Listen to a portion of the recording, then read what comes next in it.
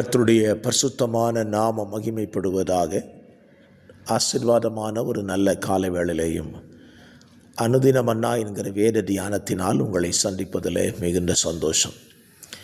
கிருபையாய் கர்த்தர் நமக்கு தந்த நாளுக்காக கர்த்தரை துதிப்போம். இந்த நாள்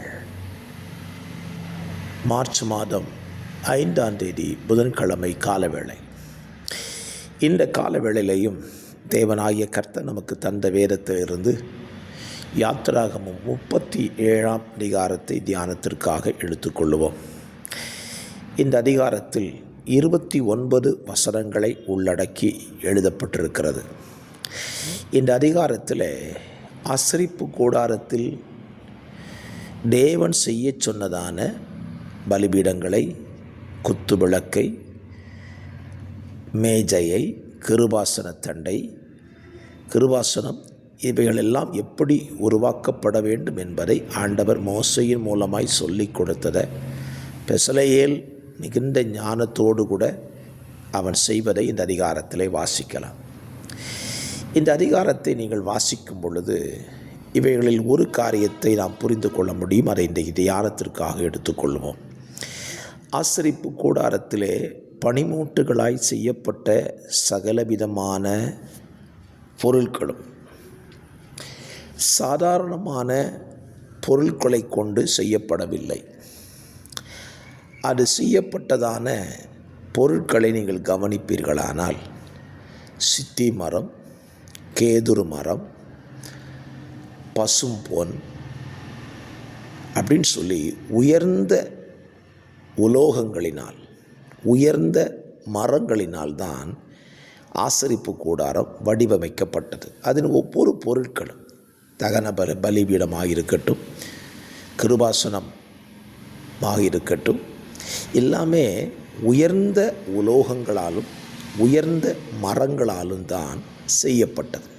இந்த ஆசரிப்பு கூடாரத்தில் செய்யப்பட்ட பனிமூட்டுகள் எல்லாம் மனிதனுடைய மூளையின்படியோ மனிதனுடைய விருப்பத்தின்படியோ செய்யப்படவில்லை. எல்லாமே தேவனாகிய கர்த்தர் மோசேக்கு சொன்னபடி தான் எல்லாம் செய்யப்பட்டிருக்கிறது.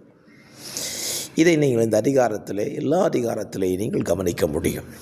அப்படியானால் தேவன் நமக்கு சொல்லியிருக்கிற சத்தியம் என்ன, சொல்லித்தருகிற சத்தியம் என்ன அப்படின்னா, தேவனுக்கென்று ஒரு ஆலயத்தை நாம் கட்டினால் அதை விலை உயர்ந்த பொருட்களை கொண்டு தான் கட்ட வேண்டும் என்பதை நீங்கள் புரிந்து கொள்ள வேண்டும். அன்றைக்கி நிறைய பேர் ஆலயம் கட்டுறாங்க. ஆலயம் கட்டும்போது ஆலயத்திற்கு இலவசமாய் கிடைக்கிறதை, இலவச நிலம், ஸ்தோத்திரம், அங்கே வாங்கப்படுகிற பொருட்கள், ஸ்தோத்திரம், எதையோ ஒன்றை வாங்கி கொடுத்து விடலாம் என்று நினைக்கிறார்கள். தவறு. நீங்கள் தேவாலயத்தை நேசிக்கிறவர்கள் தேவாலயத்துக்கென்று ஒரு பொருளை நீங்கள் வாங்கி கொடுப்பீர்களானால் இருப்பதிலேயே சிறந்ததை தேவாலயத்திற்கு வாங்கி கொடுங்கள். உங்கள் வீடுகளில் நீங்கள் உபயோகப்படுத்துகிற பொருட்களை பார்க்கிலும் தேவாலயத்தில் உபயோகப்படுத்துகிற பொருள் சிறந்ததாக இருக்க வேண்டும். ஒரு சின்ன உதாரணம் சொல்லுகிறேன். நீங்கள் இருக்கிறதான இருக்கை, உங்கள் வீடுகளில் இருக்கிற இருக்கையினுடைய விலையை யோசித்து பாருங்கள். ஆலயத்திற்கென்று நீங்கள் வாங்கி கொடுக்கிறதான இருக்கையின் விலையையும் யோசித்து பாருங்கள். நம்முடைய வீடுகளில் பயன்படுத்துவதை விட ஆலயத்தில் பயன்படுத்துவது உயர்ந்ததாக இருக்கிறதா, தரம் தாழ்ந்ததாக இருக்கிறதா என்று யோசித்து பாருங்கள். ஆண்டவர் சொல்லும்போது சொன்னார், சங்கீதம் 50ஆம் சங்கீதத்தில், பர்வதங்களில் திரிகிற ஆயிரமான ஆடு மாடுகள் மிருக ஜீவன்கள் என்னுடையது, இந்த பூமியும் அது நிறைவும் ஆண்டவருடையது, எல்லாமே அவருக்குள்ளது தான். அப்படியானால் அவருக்கென்று ஒரு ஆலயத்தை கட்டும் பொழுது அது எவ்வளவு உயர்ந்ததாய் கட்ட வேண்டும், சிறந்ததாய் கட்ட வேண்டும். நாம் தரம் குறைந்த பொருட்களினால் அநேகர் இன்றைக்கு ஆலயத்தை கட்டி சற்று காலம் தெளிந்த பொழுது அந்த ஆலயங்கள் பழுதடைந்து உடைந்து போய் ஆலயத்தின் பொருட்கள் உடைந்து போகிறது. இப்படி செய்யாதபடி சிறந்ததை கொண்டு தேவாலயத்தை கட்ட பிரயாசப்படுங்கள். அதிலே தேவன் பிரியப்படுவார். நீங்கள் கேட்கலாம், அழிந்து போகிற உலகம் தானே என்று கேட்கலாம். அழிந்து போகிற உலகத்தில் தான் சாலமோன் கர்த்தருக்கென்று ஆலயம் கட்டின பொழுது மிக உயர்ந்த பொருட்களினால் ஆலயத்தை வடிவமைத்தான். ஆகவே கர்த்தருக்கென்று நீங்கள் எதையாவது செய்தால் சிறந்ததை செய்யுங்கள், சிறந்ததை கொடுங்கள். கர்த்தர் நிச்சயமாய் உங்களை ஆசீர்வதிப்பார். ஒரு சின்ன காரியத்தை சொல்லி ஜெபிக்க விரும்புகிறேன். நீங்கள் கர்த்தருக்கென்று காணிக்கை கொடுக்கிறீர்கள் அல்லவா? நாம் கொடுக்கிறோம் அல்லவா?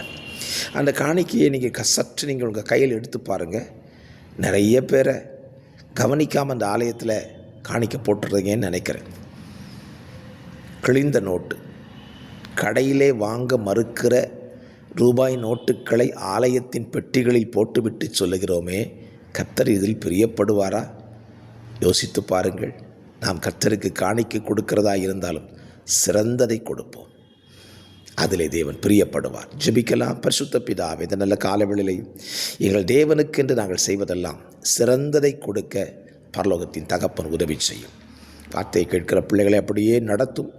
இயேசுவின் நாமத்தில் பிதாவே, ஆமென், ஆமென், ஆமென்.